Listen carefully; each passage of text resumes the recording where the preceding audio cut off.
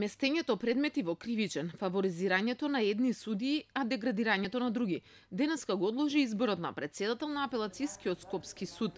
Четворица кандидати за председател на апелација се од редовите на кривичен, но поради местењето на предмети се дискриминирани во споредба со кандидатите од останатите судови, вели членот на судскиот совет Владко Самарџиски.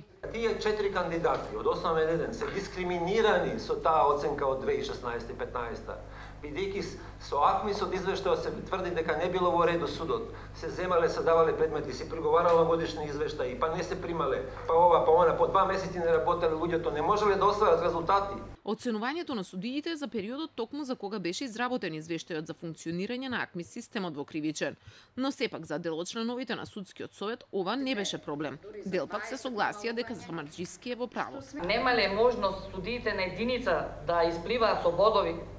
Па никогаш не сме правиле таква разлика. Ви имате 4 судии на апелациониот суд со одлични бодови, имате судија на основен суд Кавадарци со одлични бодови и судии на Скопска единица. Па кој вели дека мора само Скопска единица да судиите или од Скопска двојка да бидат избрани во апелациониот суд Скопје? Воопшто не е едноставно да кажеме дека предлогот не држи и сега да се држиме стрикно за тоа дека не треба да има вонедно оценување.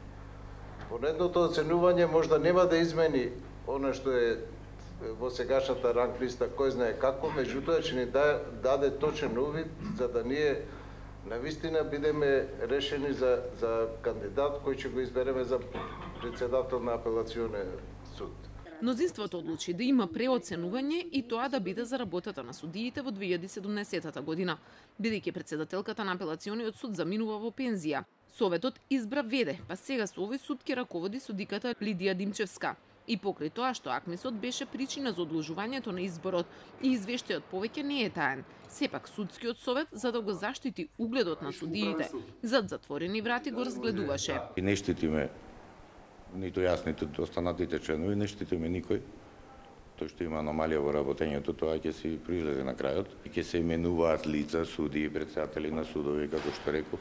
Од тие причини беше предлогот да оваа точка да ја одиме без присуство на јавност. Инаку за јавност е затворена и точката во која ќе се одлучува дали ќе бидат разрешени судиите кои му овозможија на бизнисменот Сеат Кочан да избега во време кога требаше да оди во притвор.